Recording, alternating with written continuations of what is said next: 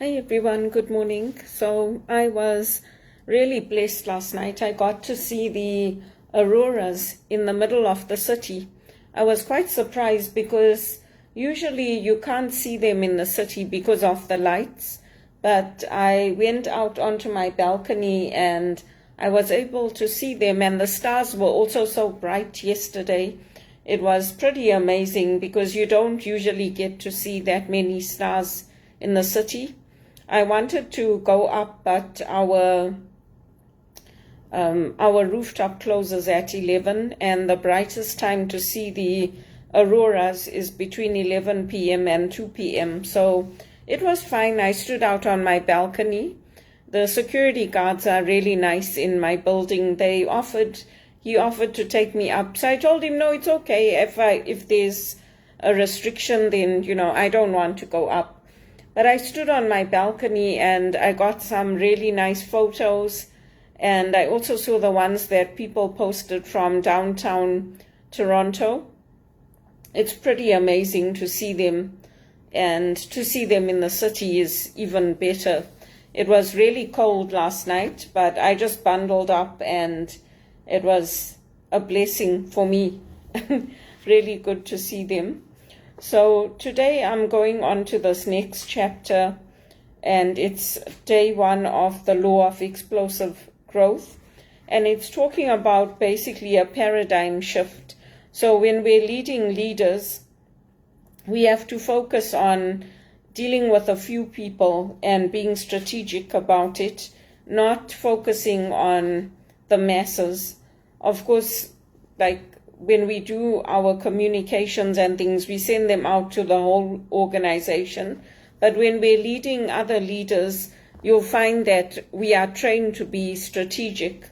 So, for example, when I do my volunteering with the One Campaign, they teach us, or they train us basically how to work with the political leaders, how to post messages to them, and also how to work with them in person. So when I first started volunteering in Canada with the politicians, I just went on my own. I didn't have any training, and it was basically very laid back. I mean, they just people just like us, and they just needed help with things like putting out the food at Canada Day events, helping to welcome people, just basic ordinary things. So it's not that strategic. But then when you're doing things like you're asking for aid or you're asking for financial assistance, then you are trained on how to make calls to Justin Trudeau's office, how to write to them, what emails to send. So I had training on all of those things. And not everybody can do it, and not everybody is comfortable picking up the phone and calling the Prime Minister's office or calling your MP to ask for help for Africa or for different things that are happening in the community, whether it's to stop medical assistance in dying going ahead without any safeguards, or scrapping it altogether. Because sometimes people go through mental health challenges because they can't get work or they can't get jobs. And once those things fall into place, then they're fine. So it does take a lot of work when you're working with leaders and to do the right thing. And it also takes courage. I spoke on courage before with Esther. It does take courage because you have to stand your ground. You have to know your values. You have to know what it is you're standing for, and also who is standing with you. For example, now with TD, we have this huge hurt with the public, where basically these idiots, and I will call them idiots because I've been called an idiot when I'm not, but they are idiots because they basically took gift cards to deposit illegal drug money. And if you read the reports of these drug cartels and how they work, it's a Catholic priest that went out and tried to stop them. They shouldn't do it. They shouldn't put their lives on the line, because we've lost people, we've lost Oscar Romero in Colombia and places like that. We've lost our Jesuits because they've put their lives on the line They should leave the police to deal with it. And if the police are corrupt and they come and take our priests or take us, then who's going to stand up for us? It's not worth it to put your life on the line. And you can say, okay, but Jesus gave up his life. Yes, but Jesus came to save us from our sin. And people should let the police deal with what they need to deal with and let us focus on what our ministering work is, whether it's reading in the church or helping with the poor, giving out food and clothing. That's what I think. I don't think the priest should be getting involved in something that the police should be dealing with. And TD's hurt a lot of people by doing this, allowing it, because it's on the news now that their frontline staff were doing it and they knew that they were doing it. So people like me who get referrals from my financial advisor, Ed Quill, and people who live in my building to get executive assistant jobs at TD, we can't get into our jobs, and yet their staff in the US are basically taking gift cards to deposit illegal drug money. And they're doing it openly with their opium and their whatever other drugs they're selling. I mean, can you imagine how hurt we are as the public? And for me, it's worse because I worked for them. I worked with these big executives. And when they hurt me in the banks, I used to tell them. I used to tell the managers, even if I was on contract, like, why are you allowing them to treat me like that? Especially with Laura, who I worked with. One time we had a meeting. She was going to a meeting out of Ontario, and she asked me to organize something. I said to her, okay, what office are you meeting at? She's like, we're not meeting at an office, we're meeting at a house. She was very condescending. So how should I know that they're meeting at a house? I said, okay, that's fine. How should I know that you're meeting at a house? Because I'm equal to them. I'm not a nobody. I'm trained. I'm qualified. So they should also treat me with respect. It was the same thing at BMO when we had that meeting when I was living at Rosewell Gardens. I was terrified. I called my friend Bhavna in England, and I told her, like, they're calling me like back to back. They wouldn't stop calling. She said, Belinda, unplug your phone, because I had I didn't have a cell, I had a house phone. She said, unplug your phone, lock the door, and if anything happens, go to your neighbors or somebody. Because they kept calling saying, and it was Indians, I could hear them in a call center, that, oh, they have my address, they had my social insurance number, and they were telling me you have to go and buy gift cards and take them to an SO and giving me an address that I had to go to. I said to them, first of all, if I owed money in my taxes, I wouldn't be contacted this way. You people are lying. And then I said, I want to speak to your supervisor. That woman was like, if you don't do it, we're going to come and arrest you, and we're going to take you to the court, and we're going to embarrass you in front of everyone, and imagine what your family is going to be like. And we know, they knew personal things about me. They said, we know you came from Zimbabwe, we know where you're living, and we know your mother's a widow. We're going to send the police to arrest you and take you, and we'll put you in the prison until your court date comes up. I said to her, you know what, I don't know who you are, and I don't know what you're thinking you're doing, but I do not owe any money to you. And I said, if I have to pay any money, I do it through my bank. And she's like, yeah, we know you bank at TD. So they had all my information. Then when I went to the office, I went to BMO, I was working there on a contract. I was reporting to Linda Cruz. And even when she hired me, she was reluctant to hire me. She said, oh, you have a BCom and you have your master's and you went to Rotman. I only have my BCom. I said to her, what's that got to do with it? I'm going to do a job for you. And it's an asset. It's not something to be looked down on. And she's like, oh, you came very highly recommended. So I said, so isn't that a good thing? It was, from the time I started working with her, it was like that. And then when I told them at the meeting, they asked at the meeting, they usually say, does anyone have anything they want to add? I said to her, yes, I have something I want to add, because I got these calls at home and it was very nerve-wracking. And she's like, oh, that's got nothing to do with your job. I said, of course it does. I said, what about my safety?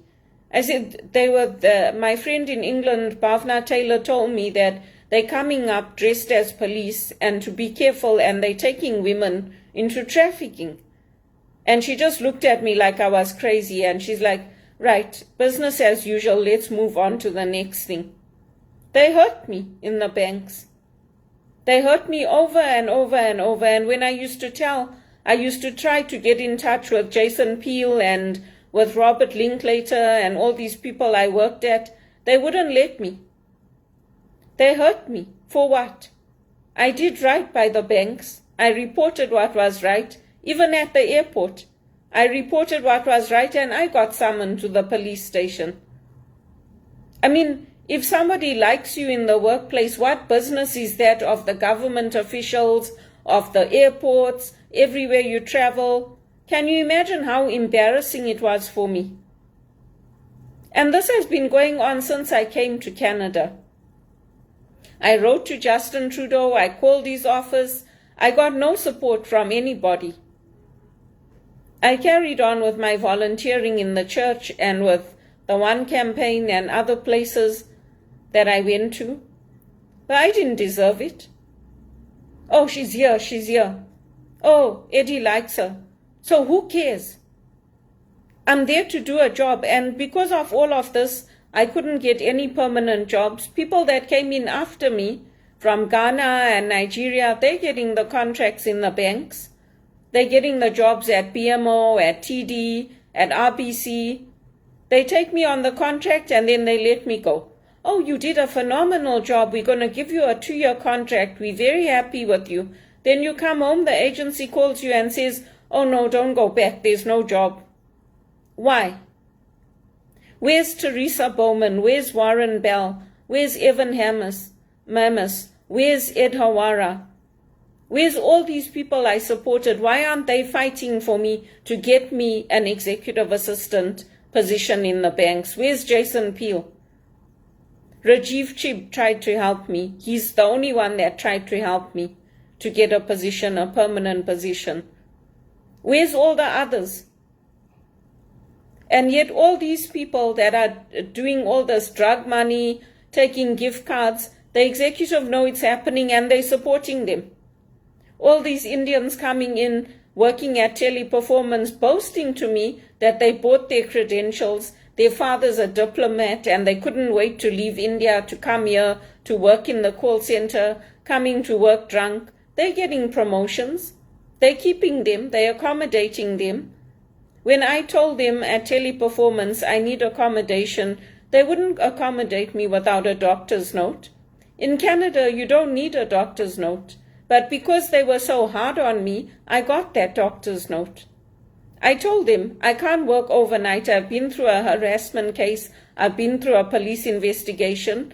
Their answer was, well, if you don't want it, then there's no other job. And then you'll have to go online and apply for things. The same thing when they couldn't fix my ID. They put me through all their testing and everything. I told them I can't do those tests. I'm a master's degree qualified person. They're like, oh, well, the client wants it. I said, fine, if you're willing to lose me and if you're willing to treat me that way, then I'm going to accept I don't have a choice. I have to accept you're being laid off.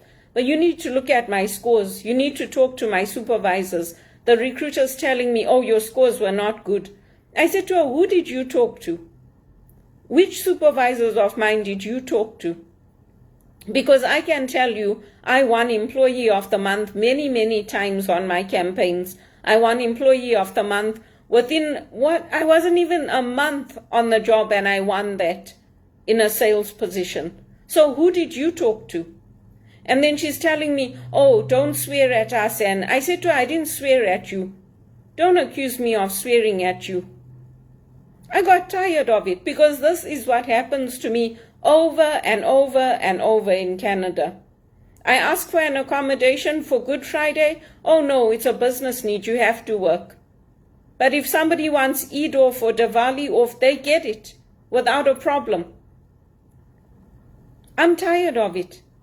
And then I get accused of being delusional, having mental health problems, forced to go and get a psychiatric assessment, even with my doctor telling me, get a lawyer and make sure that your family and your relatives understand that they are not to comment on your mental health. Even with that, relatives will still respond to the lawyer and say, our only wish is that you get the treatment. For what?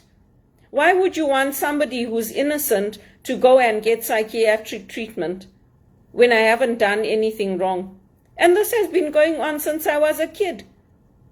You look at other people and say, okay, they worked on a camp, so I'd like to do that. Oh no, that's not for you. So it's only for you. Only you can go and work on the camp and be with the kids, but not me, right? I mean, since when? I'm tired of it, and I hope that these executives that I worked with helped me. I hope they put my name out for an executive assistant job in the banks or somewhere else, because I'm honest, I'm diligent, I worked hard, I did it on my own. I used my own money to go to Rotman. I used my own money to buy my place, and nobody would help me to keep it.